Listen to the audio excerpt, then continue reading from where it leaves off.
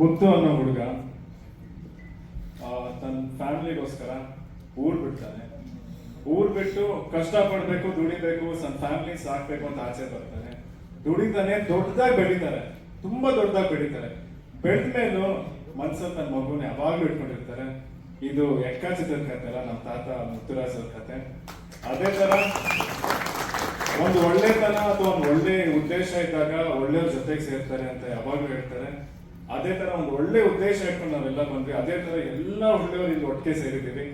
And ಎಕ್ಕ ಚಿತ್ರದ ಬಗ್ಗೆ ಒಂದು ಸ್ಪೆಷಲ್ ಏನಂತ ನಾನು ಹೇಳ್ತೀನಿ ಅಂದ್ರೆ, ಇವತ್ತು ಇಡೀ ಕನ್ನಡ ಚಿತ್ರರಂಗ, ಇಡೀ ಇಂಡಸ್ಟ್ರಿ ಎಲ್ರಿಗೂ ಈ ಸಿನಿಮಾ ಗೆಲ್ಬೇಕು ಅಂತ ಒಂದು ಆಸೆ ಇತ್ತಲ್ಲ, ಅದ್ ನಾನು ಯಾವತ್ತೂ ಮರೆಯಲ್ಲ. ಏನಕ್ಕೆ ಪ್ರತಿಯೊಬ್ಬರಿಗೂ ಈ ಸಿನಿಮಾ ಗೆಲ್ಬೇಕು ಅಂತ ಅನಿಸ್ತಿದೆ? ಯಾಕಂದ್ರೆ ಈ ದಿನ ಬರೀ ನಮ್ ಸಿನಿಮಾ ಅಂತ ನೋಡ್ತಿಲ್ಲ, ಇದು ಎಲ್ರೂ ಸಿನಿಮಾ. ಎಕ್ಕ ಸಿನಿಮಾ ಒಂದ್ ಗೆಲ್ಲು ಅಂದ್ರೆ ಕನ್ನಡ ಇಂಡಸ್ಟ್ರಿ ಗೆಲ್ತು ಅಂತ, ಒಳ್ಳೆ ಚಿತ್ರ ಗೆಲ್ತು ಅಂತ. ಅದೇ ನೀವು ಹೇಳ್ತಿದ್ರಿ ಜನ ಬರ್ತಿಲ್ಲ, ಥಿಯೇಟರ್ ಬರ್ತಿಲ್ಲ, ಒಳ್ಳೆ ಸಿನಿಮಾ ಬರುತ್ತೆ ಅಂತ. ನಾವ್ ಅನ್ಕೊಂಡಿದ್ವಿ ಖಂಡಿತ ಒಳ್ಳೆ ಸಿನಿಮಾ ಮಾಡಿದ್ರೆ ಜನ ಬರ್ತಾರೆ ಅಂತ. ಇವತ್ತು ಒಳ್ಳೆ ಸಿನಿಮಾ ಮಾಡಿದೀವಿ, ಜನ ಬಂದಿದ್ದಾರೆ, ಆಶೀರ್ವಾದ ಮಾಡಿದ್ದಾರೆ. ಇದನ್ನ ಯಾವತ್ತೂ ನಾವು ಮನಸ್ಸಲ್ಲಿ ಇಟ್ಕೊಂತೀವಿ. ಚಿಕ್ಕದಾಗಿ ಹೇಳ್ತೀನಿ, ನಾವೊಂದು ಪ್ರಾಮಿಸ್ ಮಾಡಿದ್ವಿ, 8 ತಿಂಗಳಲ್ಲಿ ಬರ್ತೀವಿ, ನಿಮ್ಗೆ ಒಂದು ಒಳ್ಳೆ ಸಿನಿಮಾ ಕೊಡ್ತೀವಿ ಅಂತ. ಇವತ್ತು ಎಕ್ಕಾಚಿನ ನೀವೆಲ್ಲರೂ ಪ್ರೀತಿಸಿ ಆಶೀರ್ವಾದ ಮಾಡಿದ್ದೀರಾ. ಅಫ್ಕೋರ್ಸ್ ಎಲ್ರಿಗೂ ಥ್ಯಾಂಕ್ಸ್. ನಾನು ಎಲ್ರೂ ಹೆಸರು ಹೇಳ್ಬೇಕು, ಬಟ್ ನಿಮ್ಗೆ ಆಬ್ವಿಯಸ್ಲಿ ಗೊತ್ತು, ಇವರೆಲ್ಲರೂ ಯಾವತ್ತೂ ನನ್ನ ಮನಸ್ಸಲ್ಲಿ ಇರ್ತಾರೆ. ಅದೇ ತರ ಇನ್ನೊಂದು ಪ್ರಾಮಿಸ್ ಮಾಡ್ತೀವಿ, ಮತ್ತೆ 8 ತಿಂಗಳಲ್ಲಿ ನಾವು ಮತ್ತೆ ಥಿಯೇಟರ್ಗೆ ಬರ್ತೀವಿ, ನಿನ್ನೆಲ್ಲರೂ ರಂಜಿಸ್ತೀವಿ ಅನ್ನೋ ಗ್ಯಾರಂಟಿ.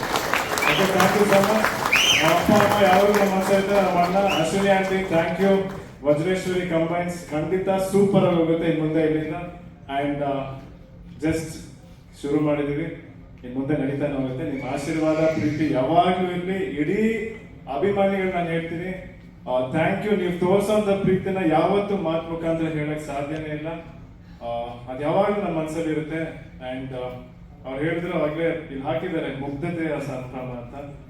ನನ್ನ ಜೀವನ ಪೂರ್ತಿ ನಾನು ಉಸಿರಿರೋ ತನಕ ಆ ಮುಗ್ಧತೆಯನ್ನ ಕಾಪಾಡ್ಕೊಳ್ಳೋಕೆ ನಾನು ಪ್ರಯತ್ನ ಪಡ್ತೀನಿ.